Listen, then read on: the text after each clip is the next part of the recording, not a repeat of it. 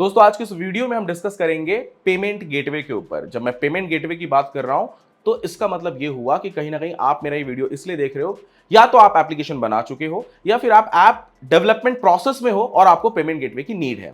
अब जब ये पेमेंट गेटवे, ये जो शब्द बोल रहा हूं ना, मैं इस पे इतना जोर इसलिए डाल रहा हूं क्योंकि ये आजकल मिलना थोड़ा टफ हो गया।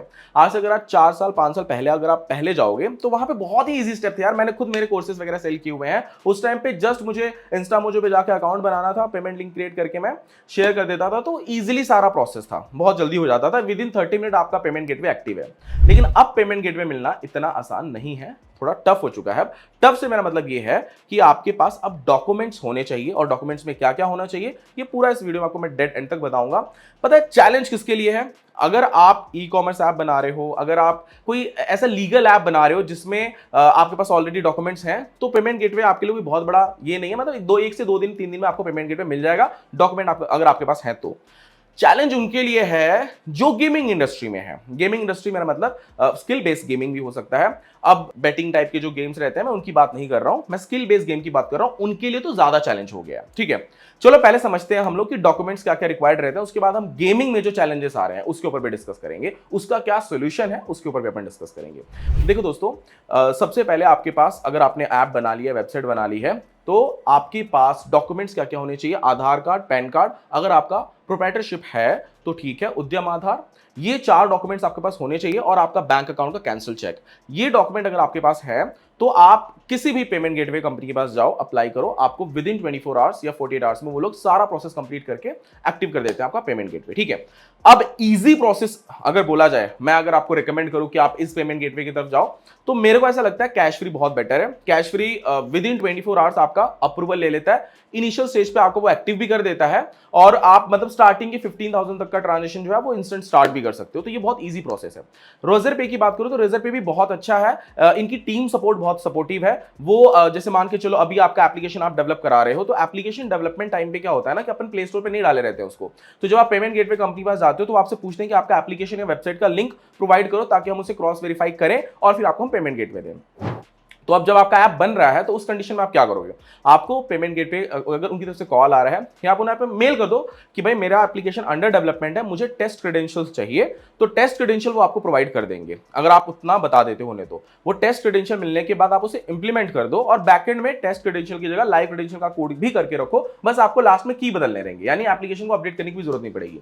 तो आपका टेस्ट क्रेडेंशियल मिल गया, यानी आप पेमेंट प्रोसेस पूरा हो रहा है। पेमेंट गेटवे आपके इसमें काम कर रहा है, बट वो टेस्ट क्रेडेंशियल पे काम कर रहा है। आप उसे प्ले स्टोर पे डालो और वो प्ले स्टोर की लिंक दे दो पेमेंट गेटवे कंपनी को, फिर वो आपका लाइव कर देते हैं। मतलब जो आपका टेस्ट क्रेडेंशियल दिया रहता है ना, फिर वो सेम आपको लाइव क्रेडेंशियल भी दे देते हैं। तो आपको क्या करना है, अपने डेवलपर को वो लाइव क्रेडेंशियल जो रहता है वो बोलना है जस्ट बैकएंड में चेंज करने के लिए। ऐप अपडेट नहीं करना, फ्रंट एंड साइड में ज्यादा काम मत रखो, बैकएंड साइड में ज्यादा काम रखो। ठीक है, अब हम ये समझते हैं कि जो गेमिंग इंडस्ट्री है, जैसे स्किल बेस्ड गेमिंग इंडस्ट्री में बात कर रहा हूं, वो फैंटेसी हो सकता है, फिर आपका क्विज टाइप के जो एप्लीकेशंस रहते हैं वो हो सकते हैं, रम्मी टाइप के एप्लीकेशन हो सकते हैं। इन टाइप के जो एप्लीकेशंस रहते हैं, इनको क्या क्या डॉक्यूमेंट रिक्वायर्ड है? ठीक है, सबसे पहले तो इनके पास गेमिंग लाइसेंस होना चाहिए।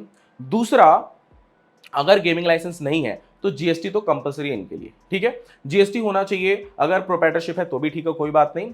इनका उद्यम आधार होना चाहिए, Aadhaar card, pan card, cancel cheque, ये सारे डॉक्यूमेंट होने चाहिए। जीएसटी मैंडेटरी है। उसके बाद में आपको, जब आप अकाउंट क्रिएट कर रहे हो, तब आपको ये बताना है कि आप गेमिंग पर्पस के लिए ले रहे हो। ठीक है, अब बहुत बार ऐसा होता है कि हमारा गेम रेडी नहीं है, या फिर अभी आपके दिमाग में कॉन्सेप्ट आया, अब आप ये सोच रहे हो कि पता नहीं इसके लिए गेटवे मिलेगा या नहीं मिलेगा। तो आई वुड सजेस्ट कि आप बहुत पॉपुलर गेटवेज नहीं है, जैसे कि छोटे जो पेमेंट गेटवेज रहते हैं जो अभी भी मार्केट में उतरे, हाल 1-2 साल हुए उनको, आप उनसे कॉन्टैक्ट करो, वो लोग आपको दे देंगे। वो लोग आपको आपकी यही सारे डॉक्यूमेंट्स पे उस गेमिंग ऐप के लिए वो लोग आपको दे देंगे। बस वो लोग आपसे ये बोलेंगे कि वॉल्यूम आपको कंट्रोल करना है, प्लस जो चार्जबैक आता है जब कोई गेम प्ले करता है, तो अगर वो विन नहीं होता है तो वो क्या करता है, जहां जिस पेमेंट गेटवे पे उसने पे किया रहता है वहां पे वो चार्जबैक मार। और ये बहुत इजी स्टेप है, इसके बारे में आप यूट्यूब पे सर्च कर लेना। तो इससे क्या होता है, जो गेमिंग ऐप रहता है, अब इसका नुकसान ये होता है कि एक ही यूजर की वजह से इसको गेटवे मिलना बंद हो जाता है, फिर वो गेटवे बंद हो जाती है। गेटवे बंद नहीं होता है, इसका वाला गेटवे जो अकाउंट रहता है उसको ब्लॉक कर दिया जाता है। तो यहां पे ये समस्या आती है गेमिंग जो भी एप्स रहते हैं, क्योंकि ये लोग इनवॉइस रेज नहीं कर रहे हैं। ये लोग क्या कर रहे हैं, जस्ट कस्टमर से पैसा ले रहे हैं, अगर वो विन हुआ तो उसको विड्रॉ दे रहे हैं। सिंपल स्टेप रहता है इनका। ठीक है, तो गेमिंग वालों के लिए थोड़ा सा ये चैलेंज है, लेकिन अगर ये फेयर गेम्स हैं, सारी चीजें ओके है, तो आप वहां पे बता सकते हो, आप पेमेंट गेटवे को बताओ कि भाई ऐसा ऐसा है हमारे साथ, इसने मतलब हमारे गेम पे इसने प्ले किया हुआ है और इस हिसाब से हारा है, तो उसे चार्ज। अगर आप प्रॉपर बता रहे हो, एक्सप्लेनेशन दे रहे हो, तो पेमेंट गेटवे आपको वापस एक्टिव भी हो जाएगा। अब अगर बेटिंग की बात की जाए तो गाइस बेटिंग भूल जाओ। बेटिंग जो वेबसाइट्स रहती है उनको पेमेंट गेटवे मिलता ही नहीं है। हाँ, जो अभी चला रहे हैं लोग, वो कैसे चला रहे हैं, वो लोग फ्रंट एंड में जो गेटवे कंपनीज रहती हैं उनको दिखाते कुछ और है और वो बैक एंड में चलाते कुछ और है। ठीक है, वो फ्रंट एंड में दिखा देते हैं कि भाई हम अपना ई कॉमर्स का एप्लीकेशन है, उससे वो लोग गेटवे ले लेंगे दिखा के, और फिर वो गेटवे जब इंप्लीमेंट करते हैं तो बाद में एट द एंड पता चल जाता है, क्योंकि गेटवे जो कंपनीज हैं इनके बैकएंड में जो एपीआईज रहती हैं वो ट्रैक कर रही होती हैं कि भाई ये किस एप्लीकेशन में लगा हुआ है। तो इस हिसाब से वो फिर वापस फेल वाला प्रोसेस है। तो गैमलिंग के लिए मैं आपको बोलूंगा कि बेटर है आप लोग अगर इंडिया में रन कर रहे हो तो यूपीआईज एंड ऑल यूज कर लो, अगर आपके लिए है तो, अगर आपको अच्छा लगता है तो, चलता है तो। अदरवाइज चलता भी नहीं, आजकल बहुत सारे यूपीआई जो बैंक उन्होंने बैन करके रखा हुआ है। मतलब गेटवे के बारे में जो नॉलेज थी आपको कैसी लगी मुझे बताना कमेंट करके, और क्या जानकारी चाहिए वो भी मुझे बताना कमेंट में, मैं जरूर नेक्स्ट वीडियो के ऊपर बनाऊंगा। थैंक यू दोस्तों, मिलते हैं नेक्स्ट वीडियो में।